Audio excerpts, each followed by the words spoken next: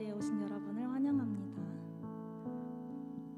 코로나의 위험 가운데에 예배드리게 하신 주님께 감사를 올려드리며 또 안전하게 또 예배드리고 돌아갈 수 있는 시간 될 수 있도록 아버지 함께 기도하며 나아갑시다.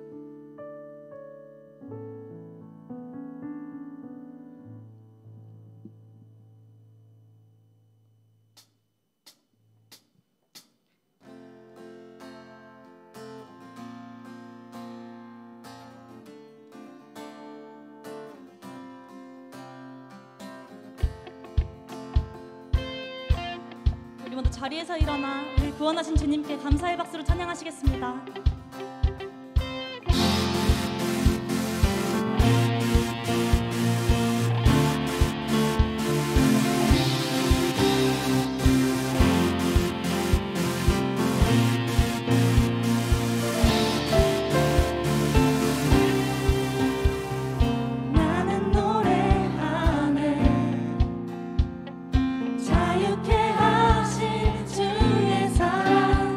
모든 것을 내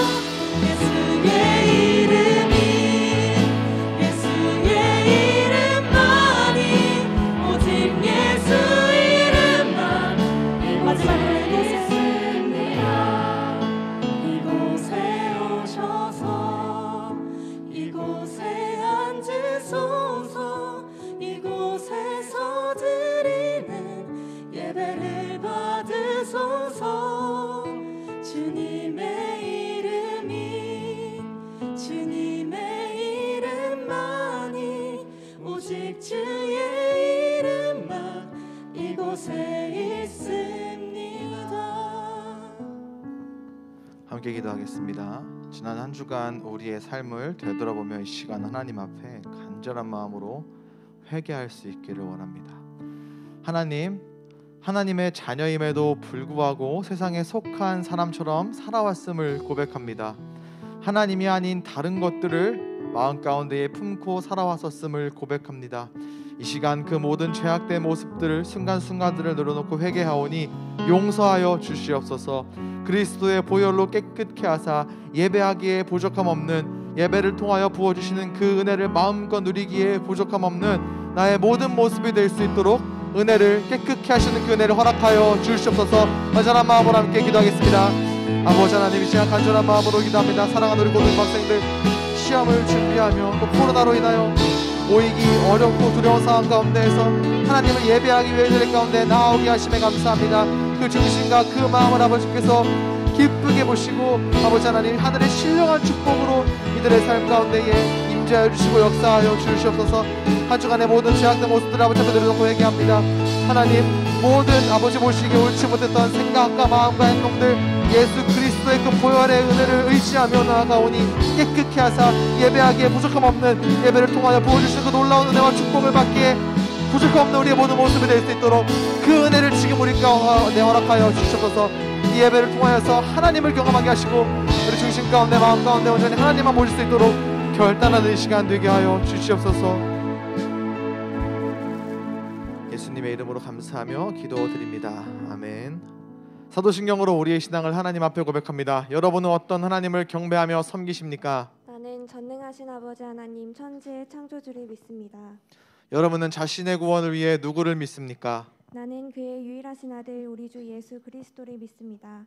그는 성령으로 잉태되어 동정녀 마리아에게서 나시고 본디오 빌라도에게 고난을 받아 십자가에 못 박혀 죽으시고 장사된 지 4일 만에 죽은 자 가운데서 다시 살아나셨으며 하늘에 오르시어 전능하신 아버지 하나님 우편에 앉아 계시다가 거기로부터 살아있는 자와 죽은 자를 심판하러 오십니다. 여러분은 신앙과 소망을 위해 무엇을 믿습니까? 거룩한 공교회와 성도의 교제와 죄를 용서받는 것과 몸의 부활과 영생을 믿습니다. 아멘. 자리에 앉아서 함께 찬양하시면서 준비한 예물 올려드립니다.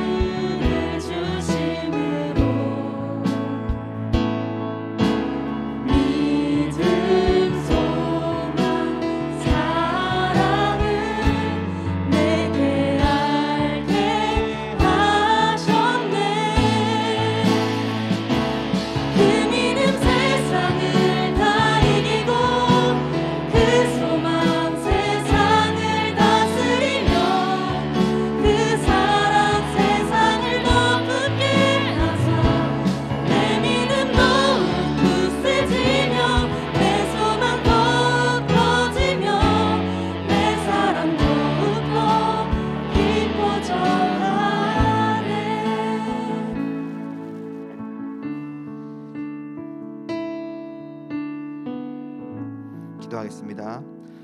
사랑과 은혜가 풍성하신 주님, 코로나 확진자가 갈수록 늘어나고 또 시험을 준비하는 기간으로 그 어느 때보다 몸도 마음도 부담스럽고 피곤한 이러한 와중에도 하나님을 예배하기 위하여 이 자리 가운데 나온 우리 고등이부 학생들이 있습니다. 그 중심과 그 마음을 아버지께서 아시오니 하늘의 신령한 축복으로 이들의 삶 가운데 역사하여 주시옵소서.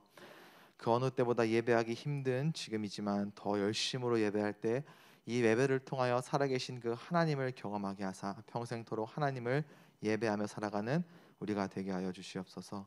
구별하여 예물 올려드립니다. 감사의 제목으로 또 10의 1조로 올려드린 손길 기억하사 하나님의 때에 방법으로 일하시어 그 입술을 통해 다시 한번 하나님을 찬양할 수 있도록 놀랍게 일하여 주시옵소서. 이제 함께 말씀을 나눕니다. 우리 중심, 우리 마음 가운데에 무엇이 그동안 있었는지를 되돌아보며 중심을 보시는 하나님 앞에 우리의 마음을 가꾸기를 결단하는 이 시간 되게 하시고, 그렇게 살아갈 때 능력의 영이 다윗에게 임하였던 것처럼 우리에게도 성령께서 역사하사 이 땅 가운데 나아가 승리하는 삶 살게 하여 주시옵소서. 예수님의 이름으로 감사하며 기도드립니다. 아멘.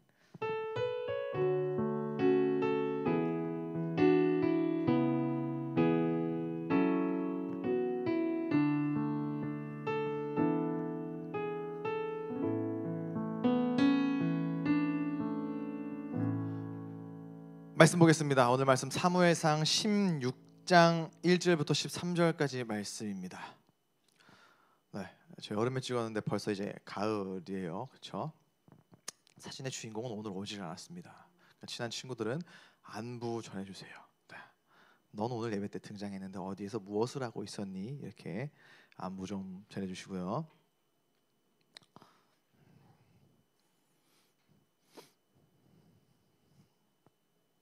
자, 띄워주시고요. 번갈아 가면서 읽고 마지막 함께 읽도록 하겠습니다. 여호와께서 사무엘에게 말씀하셨습니다. 너는 언제까지 사울 때문에 마음 아파할 것이냐? 나는 이미 사울을 버려 이스라엘 왕이 되지 못하게 하였다. 이제 너는 그릇에 올리브 기름을 채우고 가거라. 내가 너를 베들레헴에 사는 이새에게 보낸다. 내가 그 사람의 아들 중 하나를 왕으로 뽑았다. 사무엘이 말했습니다. 제가 가면 사울이 그 소식을 듣고 저를 죽이려 할 것입니다. 여호와께서 말씀하셨습니다. 어린 송아지를 몰고 가서 여호와께 제물을 바치러 왔다고 말하여라. 그리고 제사 드릴 때 이새를 초대하여라. 그 다음 네가 무엇을 해야 할지 가르쳐 주겠다. 이새의 아들 가운데 내가 가리키는 사람에게 너는 기름을 부어라. 사무엘은 여호와께서 말씀하신 대로 했습니다. 사무엘이 베들레헴에 도착하자 베들레헴의 장로들이 두려움에 떨었습니다. 장로들이 사무엘에게 나와 물었습니다. 평화로운 일로 오시는 겁니까?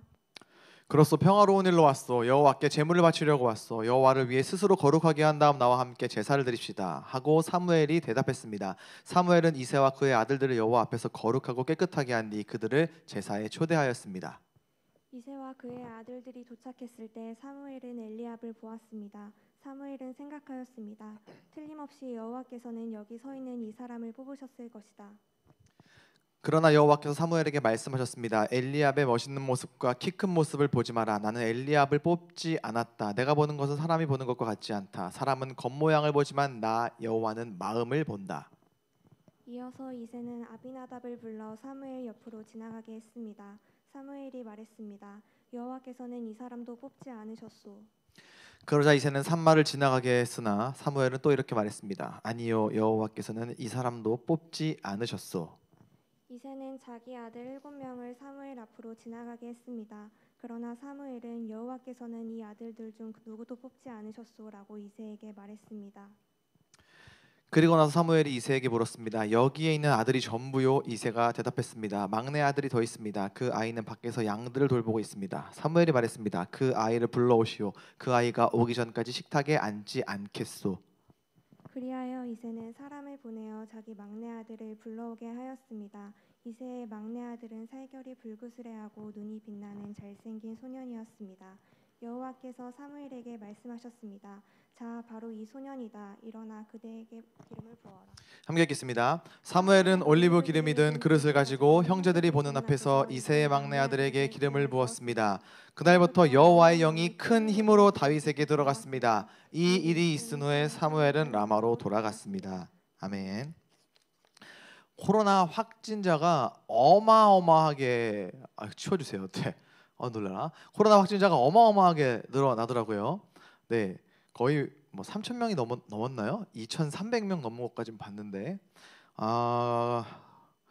그럼에도 불구하고 이 예배 자리 가운데 나온 여러분들은 참 위대하고 훌륭한 사람들입니다. 무엇보다 시험을 준비하는 기간 1시간 자고 온 친구도 있고 뭐 몇 시간 자고 온 친구도 있고, 그래서 많이 피곤하고 노곤할 텐데 침대의 유혹과 쉼의 유혹을 이겨내고 예배 자리 가운데 나온 여러분들이 이미 승리한 사람들입니다. 절대로 패배의식, 난 안 될 거야, 못 할 거야라는 어떤 위축된 그런 마음들 일랑 과감하게 버려버리고 승리하게 하시는 우리를 예배의 자리 가운데 인도하신 그 하나님만을 바라보는 우리 고등이부 학생들 되었으면 좋겠습니다. 대단합니다. 저 같으면 안 왔을 거예요. 네, 무서워서. 그렇다고 지금 무서운데 억지로 나와 있는 건 아닙니다. 받은 은혜가 있기 때문에 나와 있는 거예요. 자, 지난주 말씀을 복습을 해볼게요. 인간 왕을 요구했던 이스라엘 백성들에게 하나님께서는 사무엘을 통해 어느 한 사람을 지목하셔서 기름 붓게 하셨습니다. 바로 그 사람이 이스라엘의 초대 왕 사울이었어요. 사울에 대한 성경의 기록이 어떠했습니까? 이스라엘 가운데 그렇게 키가 크고 잘생긴 사람이 없다라고 기록이 되어 있었죠. 하나님께서는 그 사울을 이스라엘의 초대 왕으로 삼아 주셨습니다. 하지만 그 사울은 왕이라는 자리가 부담스럽고 겁이 났어요. 그래서 짐짝 뒤에 숨어 있기까지 했었는데 짐을 주신 하나님께서는 힘까지 함께 주시면서 사울로 하여금 그 왕의 자리에서 왕의 역할을 감당할 수 있도록 도와주셨습니다. 그것으로 인해서 전쟁 가운데 나아가 승리하기도 했죠. 자, 근데 그 다음이 문제였습니다. 하나님께서 사울에게 아말렉 족속과의 전쟁을 명령하셨어요. 명령하시면서 엔간히 싸운 다음에 말 좀 들을 것 같은 때에 돌려보내라 이렇게 하신 것이 아니라 그 아말렉 족속을 완전히 진멸하라고 하셨어요. 진멸이라고 한다면 아예 그 싹까지 뿌리채 뽑아버리는 것을 의미하는 겁니다. 다 없애버리라고 하셨어요. 남자에서부터 여자에까지 심지어 노인부터 어린아이 그들이 키우던 가축과 동물들까지도 다 없애버리라고 하셨습니다. 이 전쟁 가운데에서 사울은 보기 좋게 승리해요. 하지만 그 다음이 문제였습니다. 하나님의 말씀, 하나님의 명령에 순종하지 않았어요. 아말렉 왕을 살려줬고 심지어 그들이 기르던 것들 중에서 A급 품질의 어떠한 소, 양 이런 것들까지도 살려서 자기를 위해서 이렇게 쟁여두었습니다. 여기에는 이유가 있었어요. 왕을 살려주는 것으로서 전쟁에서 이겼지만 적의 왕을 살려준 좋은 사람이다라는 어떠한 좋은 소문과 자신의 명성을 위한 이기적인 마음도 있었고, 또한 어떠한 보상을 바라는 마음에서 살려두고 킵해두었던 거예요.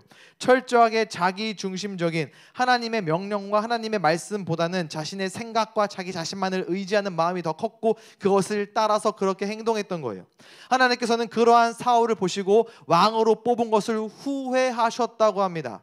그래서일까요? 자, 오늘 말씀에 1절 말씀 띄워주시면 이렇게 기록을 하고 있습니다. 하나님께서 사무엘에게 이야기를 하세요. 언제까지 사울 때문에 마음 아파할 것이냐? 나는 이미 사울을 버려 이스라엘의 왕이 되지 못하게 하였다. 이미 사울을 버려 이스라엘의 왕이 되지 못하게 하였다. 여기서 우리가 오해하지 말아야 할 것은 하나님께서 사울을 버려서 이스라엘의 왕이 되지 못하게 했다라는 것은 감히 인간 주제에 여호와 하나님을 실망시켰다라는 점에 있어서 자막 치워주시면 돼요.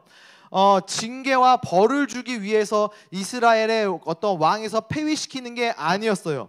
이스라엘의 왕이라 함은 하나님을 대신해서 하나님의 백성들을 선하고 좋은 길로 이끌고 인도해 줘야 되는 리더의 자리였습니다. 그런데 이 사울을 보아하니까 하나님의 말씀을 듣지 않고 명령도 듣지 않는 거예요. 얘가 계속 왕으로 있다가는 나의 백성들을 선하고 좋은 길이 아니라 나락으로 빠뜨리겠구나라는 생각에서 하나님께서는 당신의 백성들을 지극히 사랑하셔서 그들이 더 축복받을 수 있도록 하나님을 순종하는 리더가 그들을 더 잘 이끌어서 그들이 더 좋은 길로 갈 수 있도록 하기 위해서 새로운 왕으로 바꾸시려 했던 거예요. 여기서도 우리는 당신의 백성을 지극히 사랑하시는 하나님과 하나님의 우리를 향한 그 지독하다라고 표현할 수 있는 그 어마어마한 사랑을 한 번 더 확인할 수 있다라고 하는 겁니다.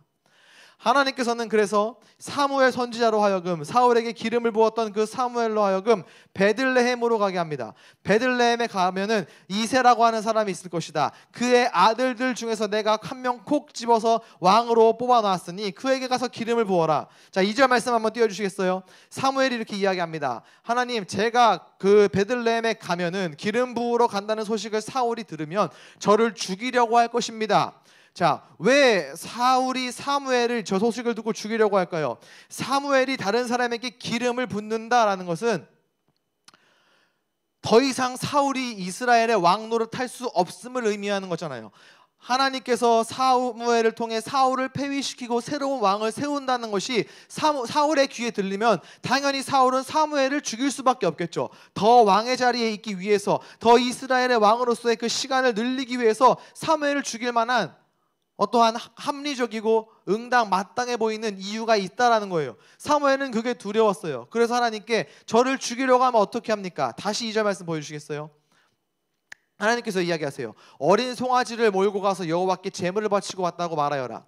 사무엘은 이때 당시에 사사이자 제사장이었어요. 선지자였어요. 그러니까 이 사무엘이 이스라엘 백성들에게 가서 양을, 염소를 이끌고 송아지를 이끌고 가서 제사를 드리는 것은 지극히 당연한 일이고 해야 할 일이었던 거예요. 그러니까 기름을 부으러 가는 것이 아니라 여호와께 제사를 드리기 위해 갔다 왔다라고 이야기를 한다면 사울이 사무엘을 의심할 이유가 없었겠죠. 하나님께서는 이와 같이 피할 길도 주시는 분이십니다. 어떠한 일을 시킬 때 그냥 아무런 도움도 없이 사지로 우리를 몰아넣으시는 분이 아니라 우리가 어렵다고 느낄 때, 그래서 하나님께 도우심을 구할 때 얼마든지 도우는 손길을 피하는 길을 알려주시는 분이 우리가 예배하는, 우리가 아버지라 고백하는 하나님이라는 거예요.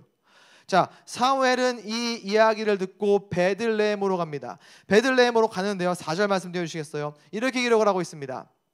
사무엘이 여호와께서 말씀하신 대로 베들레헴에 도착했더니 베들레헴의 장로들이 두려움에 떨었대요. 자, 사무엘이 갔는데 베들레헴의 장로들이 왜 두려움에 떨었을까요? 비록 이때 당시에 사울이라고 하는 이스라엘의 왕이 있었지만 그럼에도 불구하고 사무엘은 이스라엘 백성들에게 어떠한 영적인 지도자였어요.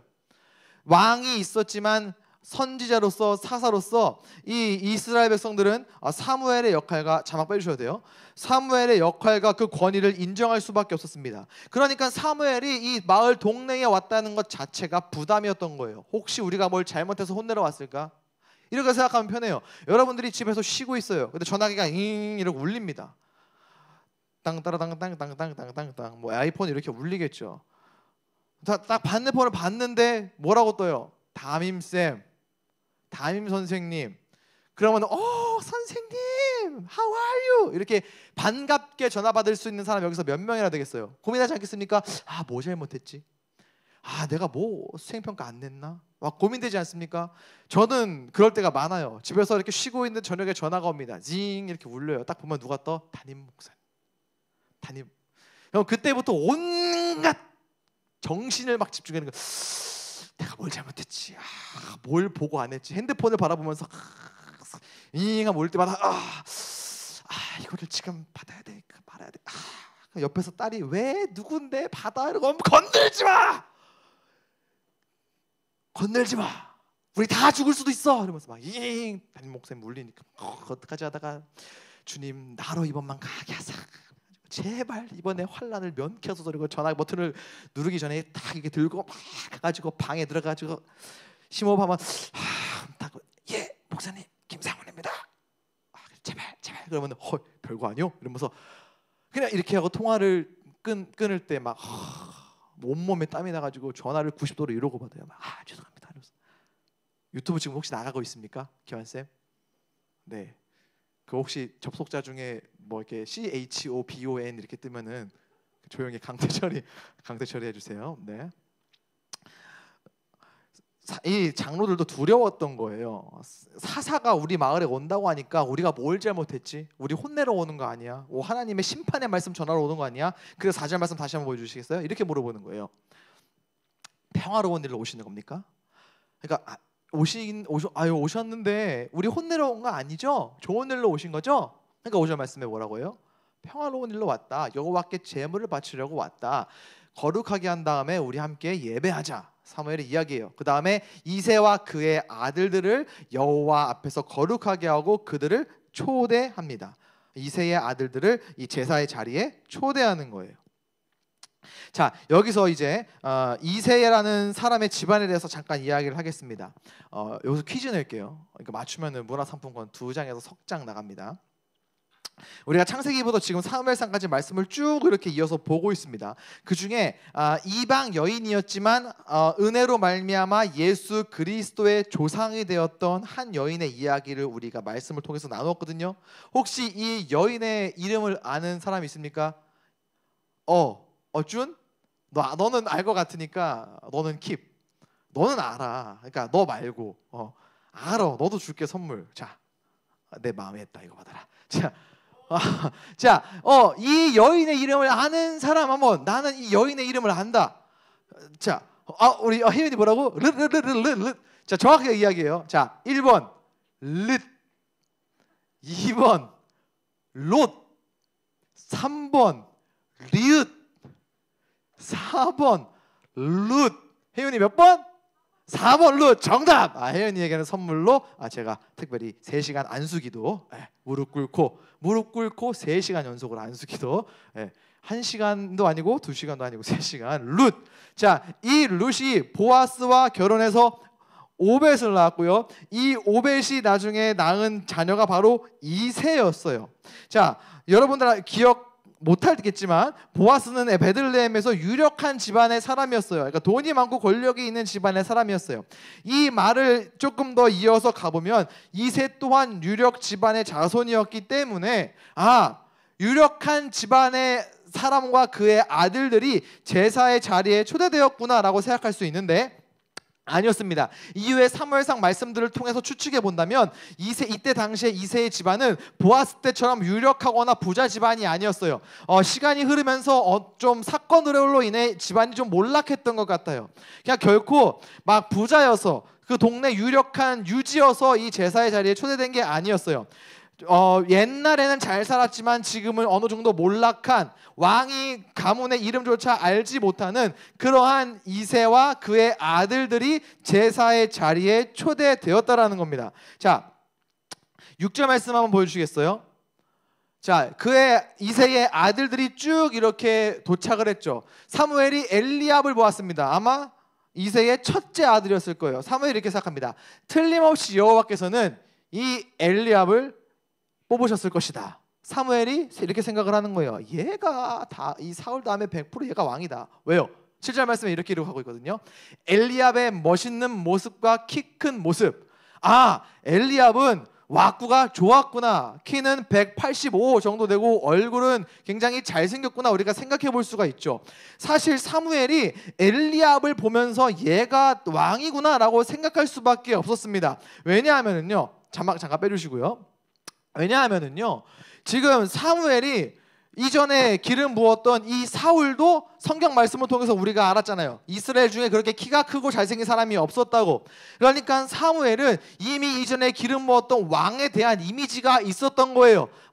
키가 크고 잘생겼던 사울도 왕으로 내가 기름 부었으니까 지금 내 눈앞에 있는 이 이새의 첫째 아들 엘리압, 얘도 키가 크고 잘생기니까 얘한테 기름을 붓는 게 맞겠구나. 하나님께서도 당연히 얘를 왕으로 뽑으셨겠구나라는 어떤 왕에 대한 이미지가 있었기 때문에 그렇게 생각을 한 거예요. 자, 근데 7절 말씀 다시 한번 보여주시겠어요?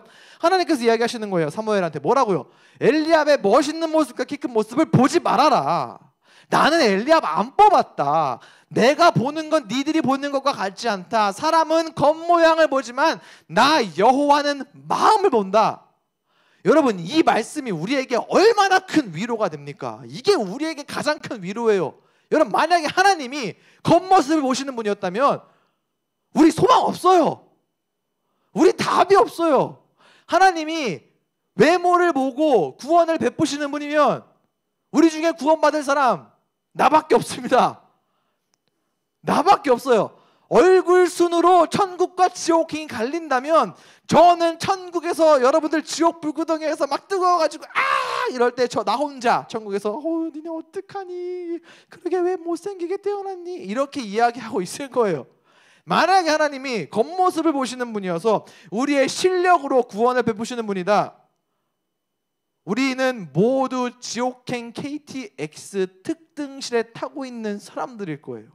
하나님이 마음을 보신다는 것은 재미있게 이야기했지만 이 땅을 살아가는 우리들에게는 어마어마한 위로이자 소망이 될 수 있습니다. 하나님께서는 중심을 보는 분이세요. 그러니까 겉으로 볼 때는 엘리압이 첫째 아들이면서 굉장히 왕이라는 자리에 어울릴 만한 키와 외모를 가지고 있으니까 얘야말로 다음 왕이다, 2대 왕이다 라고 사람들은 생각했을 수 있었지만 중심을, 마음을 보시는 하나님께서는 엘리압의 마음은 결코 그 얼굴과 비례하지 않았다라는 것을 의미해요. 그 이후에 이새가 자신의 아들들을 이 둘째, 셋째, 넷째 이렇게 쭉 오디션을 보게 합니다. 사무엘이 둘째도 봐요. 하나님께서 이야기하십니다. 당신은 우리와 함께 갈 수 없습니다. 셋째, 당신은 우리와 함께 갈 수 없습니다. 넷째, 다섯째, 여섯째, 일곱째 아들까지 오디션을 봤는데 다 떨어지는 거예요. 당신은 우리와 함께 갈 수 없습니다. 다 탈락. 사무엘이 물어봅니다. 여기에 있는 아들이 전부입니까? 우리 11절 말씀 한번 보여주겠어요? 여기에 있는 아들이 전부요? 그랬더니 이새가 대답해요. 막내 아들이 하나 더 있습니다. 그 아이는 밖에서 양들을 돌보고 있습니다. 사무엘이 이야기해요. 걔를 불러와라. 걔가 오기 전까지 식탁에 앉지 않겠다. 이 음식을 입에 대지도 않겠다라는 거예요. 막내 아들이 하나 더 있는데 밖에서 양을 보고 있대요. 자, 우리 중에서 막내, 나는 집안의 막내다 한번 손 들어볼까요? 나는 막내다. 내 위로 언니나 오빠나 혹은 생명체가 있다. 내 위로. 네.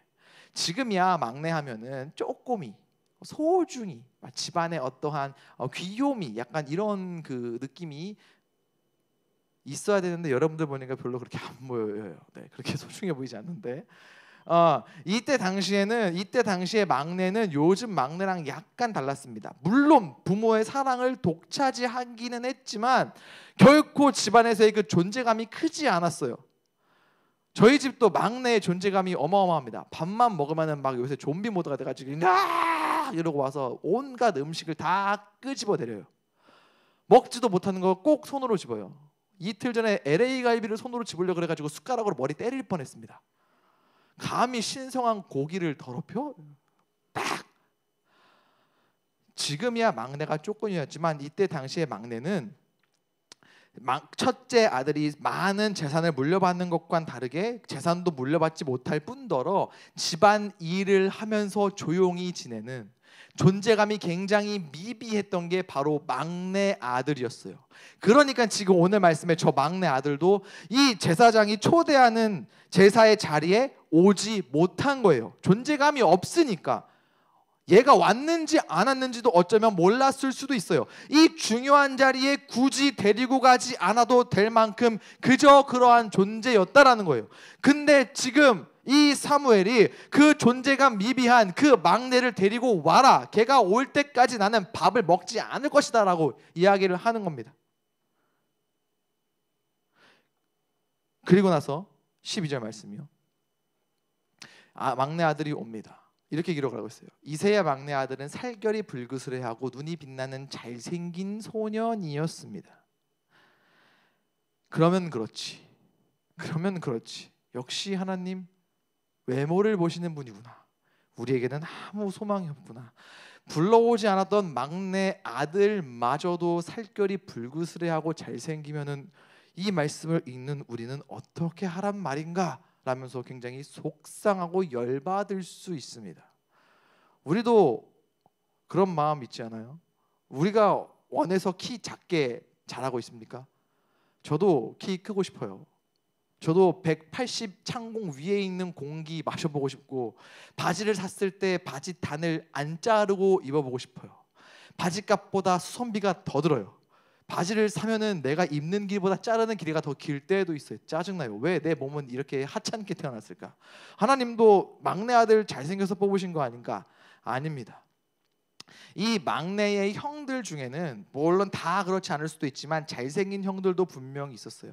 근데 이 막내도 잘생겼다라고 하는 것은 결국에 하나님은 왁구의 하나님 이런 결론이 아니라 이 막내를 택하셨던 하나님께서는 이 막내는 형제들과 비교했을 때 겉으로는 그렇게 큰 차이가 없었다. 얘도 또한 잘생겼다. 얘가 쌍꺼풀이 없고 코는 뭉툭하고 낮고 얼굴은 크고 피부는 소보루빵 같고 키도 작고 이래가지고 불쌍히 여겨서 뽑은 게 아니라 중심을 보시는 하나님께서 모든 동일한 겉으로 보이는 조건과는 다른 그 무엇이 이 막내에게 있었기 때문에 그가 택함 받았다라는 것을 좀 더 강조해 주기 위해서 저러한 기록이 있는 겁니다. 실제로 다윗은 잘생기기도 했었어요. 자, 12절 말씀 다시 한번 보여주시겠어요? 바로 이 소년이다. 일어나 그에게 기름을 부어라. 옛날에는 잘 나갔지만 지금은 몰락한 가문, 거기에서도 존재감이 미비해서 이 제사의 자리에 초대받지 못하고 밖에서 양을 치고 있던 바로 그 막내 아들을 하나님께서는 이 사람이다, 바로 이 소년이다 라고 택하시고 그에게 기름을 붓도록 하신 거예요. 13절 말씀이에요. 그날 이후로 여호와의 영이 큰 힘으로 바로 이 소년, 우리가 잘 알고 있는 다윗에게 들어갔대요. 그 영이 큰 힘으로, 능력으로 다윗에게 들어갔다라고 하는 겁니다. 하나님께서는 다윗의 중심에 그 마음이 어떻게 달랐기에 막내인 그에게 기름을 부어서 이스라엘의 두 번째 왕이 되게 하셨을까요? 오늘 말씀 이후에 기록되어 있는 다윗의 사건은 바로 그 유명한 다윗과 골리앗 이야기입니다. 교회 다니지 않는 사람들도 한 번쯤 들어봤을 법한 바로 그 유명한 사건. 제가 준비한 자막 뒤에 있거든요. 자, 다윗이 골리앗에게 나아가서 이렇게 이야기해요. 너는 나에게 칼과 큰 창과 작은 창, 기타 등 여러 가지 무기를 가지고 나오지만 나는 만군의 여호와의 이름으로 너에게 간다. 여호와는 우리의 하나님이시다. 너는 여호와께 욕을 했다. 바로 그 다음이요. 여호와께서는 너를 나에게 주실 것이다. 나는 너를 오늘 죽여서 이스라엘의 하나님이 계시다는 것을 온 세상이 알게 할 것이다. 소년 다윗이 짱돌을 들고 그 거인 골리앗에게 나아가서 한 말이 바로 저거였어요. 다윗은 골리앗과 싸우러 나아갈 때, 자막 빼주시고요, 그 마음 가운데에 내가 저 골리앗을 쓰러뜨리면 내가 유명해질 수 있겠구나라는 어떠한 계산이 있는 게 아니었어요.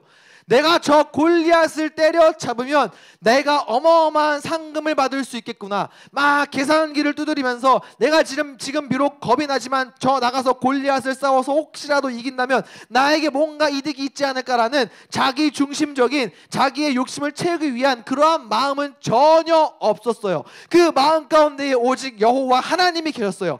골리앗이 여호와 하나님을 욕하니까 나의 하나님을 감히 욕한단 말인가라면서 거룩한 분노, 의분이 들었던 거예요. 내가 저 골리앗을 쓰러뜨리는 것으로써 온 열방에 하나님이 살아계시다는 것을 내가 보여줘야 되겠다. 하나님이 계심을 보여주고 말 것이다라는 거룩한 부담감, 하나님의 이름을 위해서 내가 무엇을 해야 되겠다는 책임감, 이러한 것들, 여호와 하나님 중심적인 마음이 그 다윗의 마음 가운데에 있었다라는 거예요.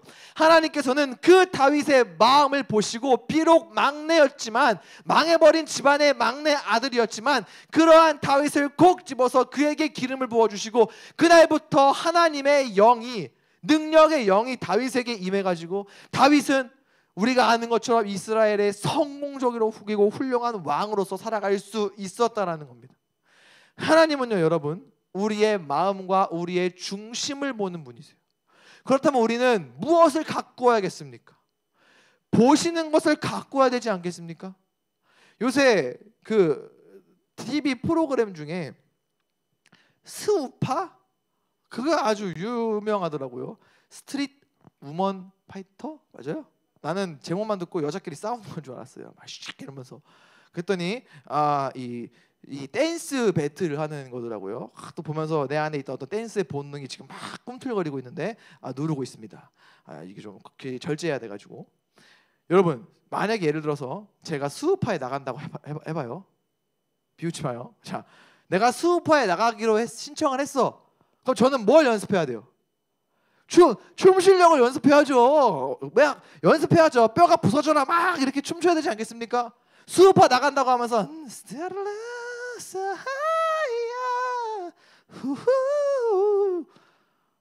요새 노래 연습 좀 하고 있거든요. 수우파 나간다고 하면서 내가 노래 연습을 하면 돼요, 안 돼요? 수우파에서는 댄스를 보지 노래 실력을 안 봐요. 수우파 나간다고 하면서 난 다음 달에 수우파 나가야지 이런 다음에 영어학원 등록해가지고 토익 공부하면 돼요? 수우파 나가가지고 자 연습한 거 보여주세요. 이러는데 I'm fine, thank you. And you, my name is 상훈 김. Nice to meet you. I'm from Philadelphia. Do you like some cheesecake? 막 이러면서 영어 얘기하면 이게 돼요? 이러면 돼요? 이걸 안 보는데 왜 다른 걸 보는 걸 갖고 연습해야 되지 않겠습니까? 하나님께서 오늘 말씀에 뭘 보신대요? 사람은 겉모양을 보지만 나는 마음을, 중심을 보신다고 말씀하셨어요. 그럼 우리는 마음을 갖고 와야죠. 우리의 중심을 보시는 하나님 앞에 우리의 마음을 보여드릴 수 있도록 갖고 와야 되지 않겠습니까? 이렇다고 해서 이걸 핑계 삼아서 하나님 마음 보시니까 너 공부하기는 싫고 노력하기는 더더욱 싫으니까 다 때려치고 하루 종일 예배만 드려야지.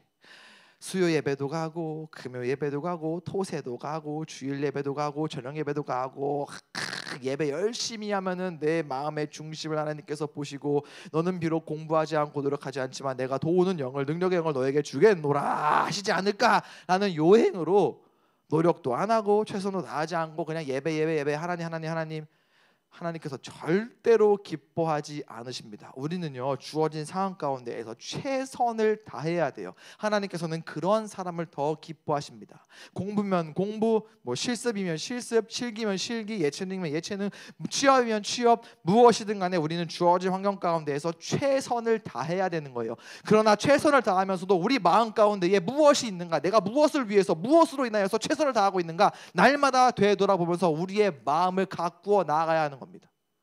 중심과 마음 보시는 하나님께서 지금 여러분들의 마음을 보실 때 가장 먼저 무엇이 보일 것 같으세요?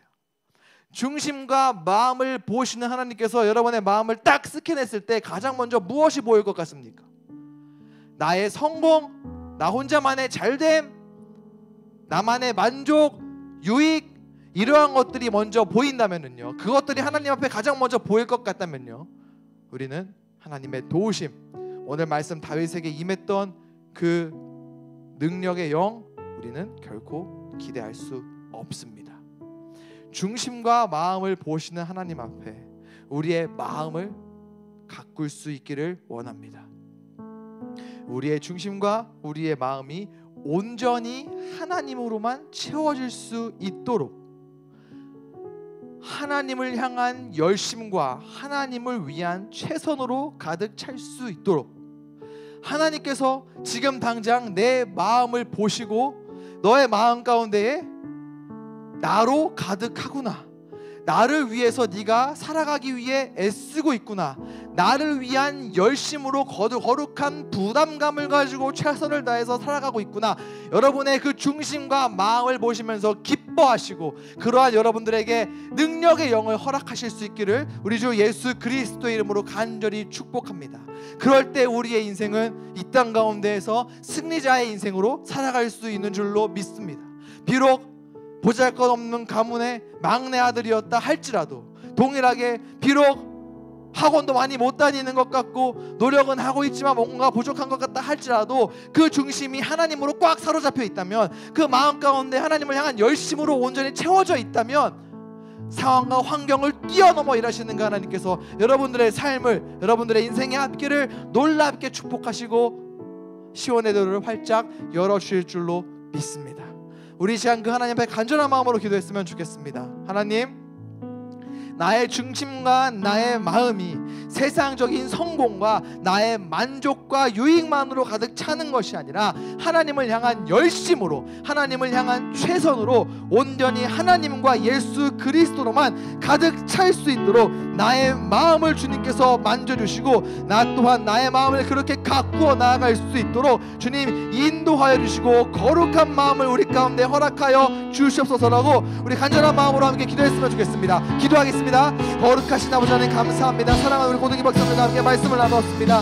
하나님, 다윗은 비록 몰락한 가문의 존재감도 미비한 막내 아들이었지만 중심을 보신 하나님께서는 그러한 다윗에게 기름을 부어주셨고 능력의 영을 허락하여 주셨습니다. 사랑하는 하나님, 우리 고등 2부 학생들도 다윗과 같은 기름 부음 받는 자들이 될 수 있기를 원합니다. 비록 주어진 상황과 환경은 조금 부족하다 할지라도 그 중심과 그 마음 가운데에 온전히 하나님만이, 하나님을 향한 열심과 최선으로 가득 차게 하셔서 그러한 중심을 하나님께서 바라보시고 이들에게 도우시는 능력의 영을 허락하사 하나님 세상 가운데 나아가 승리할 수 있도록, 승리를 위해 살아가는 것이 아니라 하나님을 위해서, 하나님을 향한 열심으로, 하나님을 위한 최선으로 살아갈 때 이 땅 가운데에서 패배자로 살아가는 것이 아니라 승리자로 살아가는 인생, 그렇게 하나님께 쓰임받는 귀하고 복된 인생 살아가는 우리 고등이부 학생들과 선생님들 될 수 있도록 은혜 위에 은혜를 더하여 주시옵소서. 우리 고등이부 학생들의 삶으로 말미암아 이 땅 가운데 하나님이 살아계심을 아버지 하나님 증거될 수 있기를 원합니다. 다윗이 골리앗 앞에서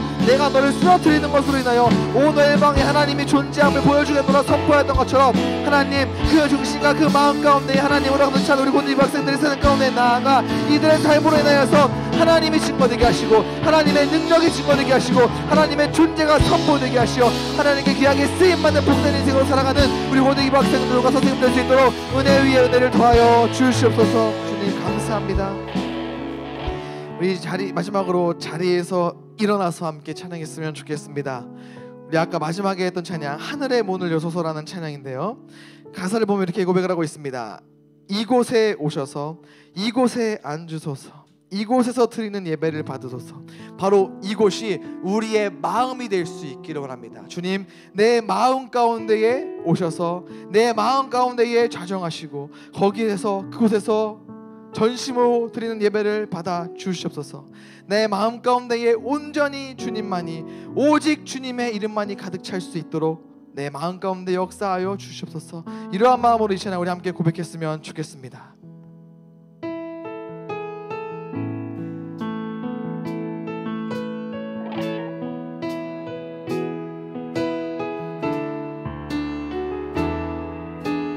함께 고백합니다. 하늘의 문을 여소서,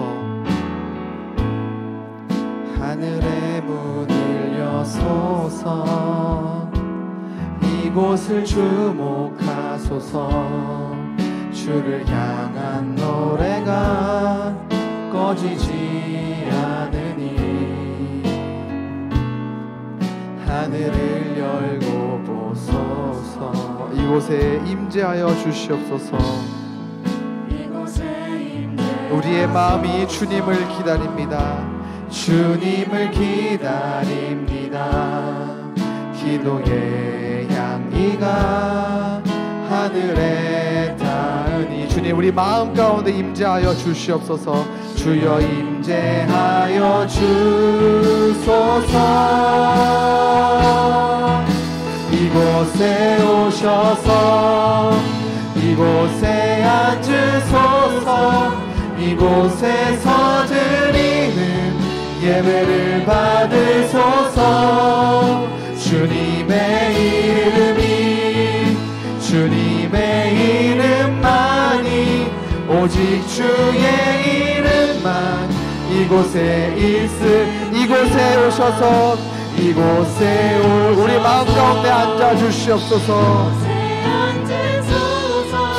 이곳에서 드리는 예배를 받으소서. 예수의 이름이, 예수의 이름, 예수의 이름만이, 오직 예수의 이름만. 우리 두 손 높이 들고 한번 고백합니다. 이곳에 오셔서, 이곳에 오셔서, 이곳에 앉으소서. 이곳에서 드리는 예배를 받으소서. 주님의 이름이, 주님의 이름만이, 오직 주의 이름만 이곳에 있으리. 마지막으로 고백합니다. 이곳에 오셔서 이곳에 앉으소서. 이곳에서 드리는 예배를 받으소서. 예수의 이름이, 예수의 이름만이, 오직 예수 이름만 이곳에 있습니다. 우리 마음 가운데에 온전히 주님만이 있기를 원합니다. 중심을 보시는 하나님께서 우리의 마음을 보실 때 사랑하는 아들아, 사랑하는 딸아, 네 마음 가운데 온전히 나만 있구나, 예수 그리스도만 있구나, 나를 향한 열심과 거룩한 부담감이 너의 마음을 사로잡고 있구나 말씀하시며 칭찬해 주실 수 있기를 원합니다. 주님, 우리 마음 가운데에 가득 채워 주시옵소서. 우리 마음 가운데에 온전히 주님만 역사하여 주시옵소서.